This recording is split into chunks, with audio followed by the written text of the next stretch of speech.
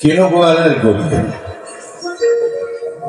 দোতলা বাড়ির লোহার গড়ালে দেওয়া একতলা ঘর, পকেট ঘর, লোনা ঘরা দেয়ালেতে মাঝে মাঝে ধসে গেছে বালি, মাঝে মাঝে শ্যাঁতা পড়া দাগ, মার্কিন খায়ের মার্কা একখানা ছবি সিদ্ধিদাতা গণেশের দরজার পরে। আমি ছাড়া ঘরে থাকে আর কিছু, সেটা তখন আমার সঙ্গে এই নেই তার অন্যেই অভাব। বেতন 25 টাকা, সদাগরি অফিসে কনিষ্ঠ চ্যানেলে খেতে পাই দত্তদের বাড়ির ছেলেকে পড়ি। শিয়ালদা স্টেশনে যাই, সন্ধ্যাটা কাটিয়ে আসি, আলো জ্বালাবার দায় বাঁচে।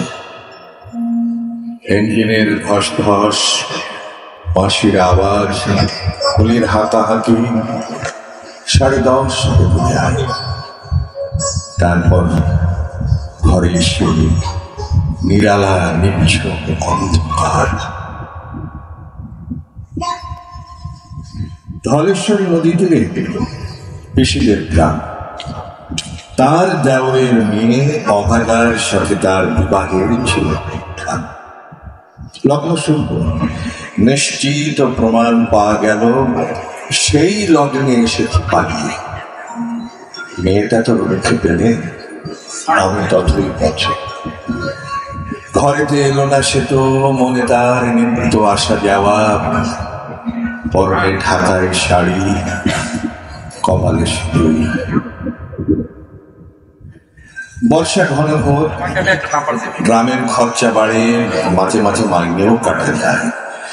গলিটার কোণে কোণে জমে ওঠে আমের খোসা ও আঁঠি, কাঁঠালের ভুতি, মাছের কাঙ্কা, মরা বেড়ালের ছানা, ছাই মাছ, আরো কত কিছু।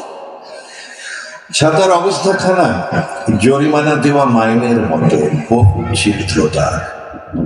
গোপীকান্ত গোসাইয়ের মনটা যেমন সর্বদাই রসসিক্ত থাকে।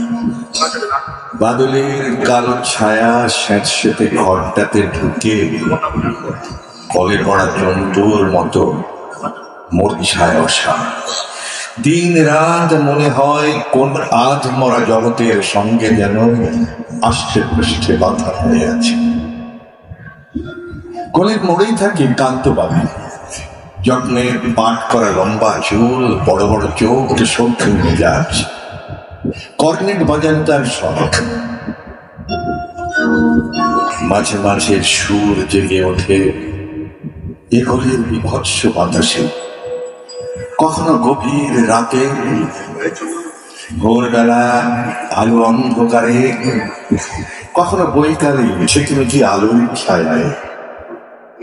হঠাৎ সিন্ধু বারোয়ায় লাগে তান, সমস্ত আকাশে বাজে অনাদিকালের বিরহ বেদনা।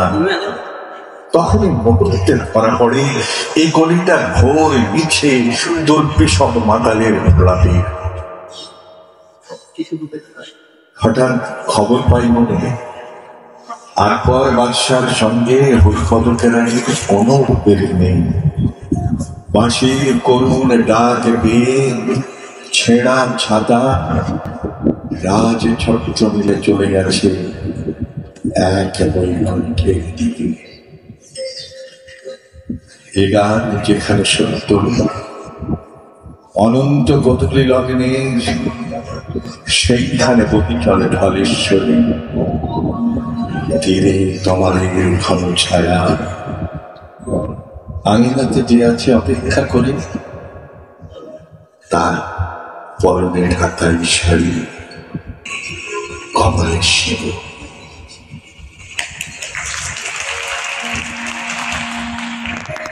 রবীন্দ্রনাথের গান